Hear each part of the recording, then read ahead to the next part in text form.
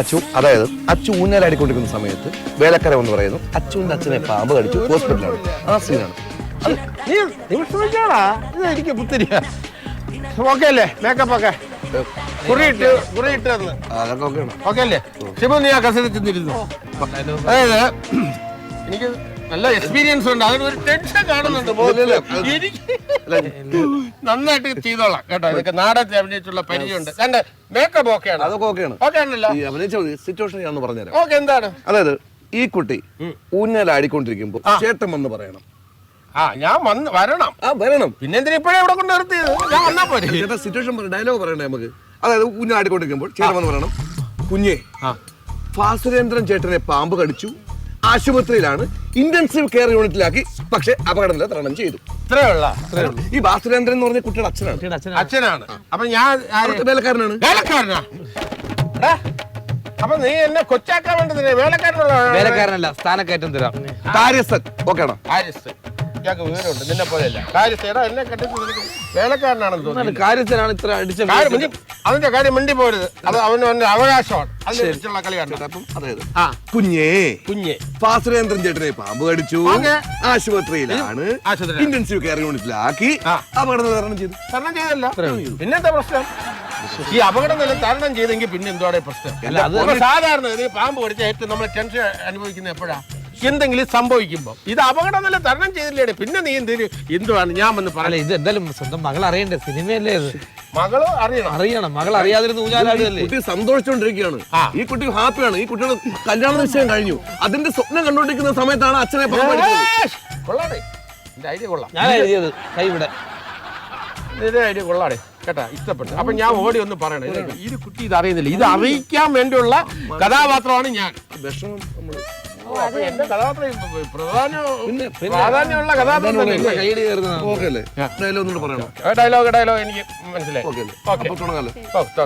ചേട്ടന്റെ പൊസിഷനിലോട്ട് പോയി. ഓക്കെ. പിന്നെ പറയണേ, എന്നെ പറയിപ്പിക്കാനാണെങ്കിൽ നല്ല മിടുക്കാണല്ലേ, അതേപോലെ ഇതിലും നീ ഇത് റെഡി. ഓക്കെ ആടിക്കൊണ്ടിരുന്നോളൂ. ഹലോ. എന്ത് അഭിനയിക്കാൻ ഈ ഡയറക്ടറിന്റെ കസേര റെഡി. പോടെ. Camera rolling action. കുഞ്ഞേ പേരെന്താ? അല്ല അങ്ങനെ പേര് വല്ലാത്ത ഇല്ല,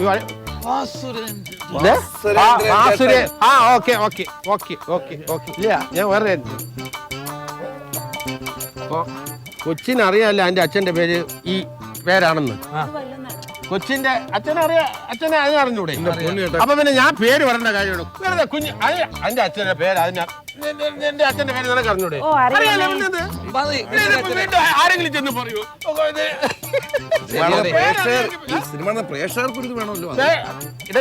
കുഞ്ഞിന്റെ അച്ഛനെ പാമ്പ് പിടിച്ചു. മതിയില്ല, കൺഫ്യൂഷൻ ഇല്ല. Camera rolling. കുഞ്ഞിന്റെ അച്ഛനെ ഏത് ഇനം പാമ്പ് പിടിച്ചു വേണോ? ഒരു കാര്യം ഉത്തരവാദിത്തത്തോടെ ഞാൻ ചെയ്യണം. അത് പറയണ ന്യായമല്ലേ? ഏത് പാമ്പ് പിടിച്ചെന്ന് പറയണ്ടേ? കൊച്ചിനറിയാം. അണലി കടിച്ചു. അത് പറ. അണലി നല്ല വിഷമാണ്. എനിക്ക് വേറെ വർക്കുണ്ട്. അച്ഛനെ പാമ്പ് പിടിച്ചു വേറെ വർക്കുണ്ടെന്ന്.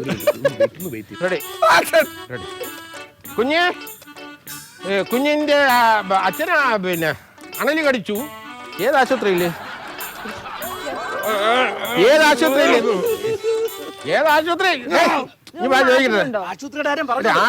ഏത് ആശുപത്രി അറിയണ്ടേ? ഏത് ആശുപത്രി?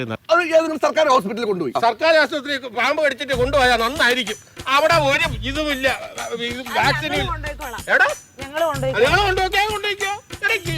ന്യായം വേണ്ട. സർക്കാർ ആശുപത്രി അണലി കടിച്ചിട്ട് സർക്കാർ ആശുപത്രി കൊണ്ടുപോയാ പിന്നെ ജീവിച്ചിരിക്കടാ. എന്നാ ഒരു പ്രൈവറ്റ് ആശുപത്രി വീടിനടുത്തുള്ള പ്രൈവറ്റ് ആശുപത്രി പേര് പറ. ശരി, മെഡിസിറ്റി ഹോസ്പിറ്റൽ.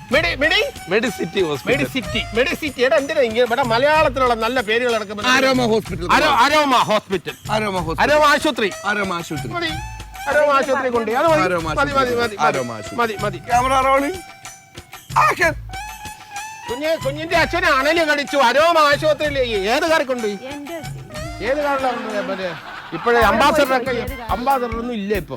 അപ്പൊ ഏത് കാറെ കൊണ്ട് ആംബുലൻസ് ആണ്? ആംബുലൻസ് 108 വിളിച്ചിട്ടാണ് വന്നത്. ഇല്ല 108 വിളിച്ചിട്ടാണോ വന്നത്? അത് ആംബുലൻസിലാണോ? നീ വാഹനം ഏതെന്ന് പറയണ്ടേ? ഒരു ഉത്തരവാദിത്തത്തോടെ ഏത് വാഹനത്തിൽ കൊണ്ടുപോയി? ആംബുലൻസ് വന്നായിരുന്നു. ആംബുലൻസ് വന്നു. ഇനി വേണ്ട, പെട്ടെന്ന് ആക്ഷൻ. കുഞ്ഞിന്റെ അച്ഛനെ പിന്നെ ഇത്ര നീളമുള്ള ഒരു അണലി, ഇത്ര നീളമുള്ള ഒരു അണലി കടിച്ച് കൊത്തി. പിന്നെ ആംബുലൻസിലാണ് കൊണ്ടുപോയത്. നേരത്തെ പറഞ്ഞല്ലോ, ആംബുലൻസിൽ കൊണ്ടുപോയാലും ഞാൻ നേരത്തെ പറഞ്ഞല്ലോ. പിന്നെ അരോമ ആശുപത്രിയിൽ റൂം നമ്പർ 218 അവിടുത്തെ മറ്റേ ഇതിന്റെയൊക്കെ ഉള്ള ഒരു ഇതുണ്ടല്ലോ, അത്യാസന്നത്തിന്റെ അവിടെ എനിക്ക് മനസ്സിലാവും. അത്യാസന്നയില് ഈ കിടക്കാണ്. ഇപ്പൊ വലിയ അപകടമൊന്നുമില്ല. പുള്ളി ഇപ്പൊ എൻ്റെ അടുത്ത് പറഞ്ഞു എന്തെങ്കിലും കുടിക്കാൻ വേണമെന്ന് പറഞ്ഞു. അങ്ങനെ ഞാൻ വന്ന് പറഞ്ഞാണ്. ഓക്കെ അല്ലേ?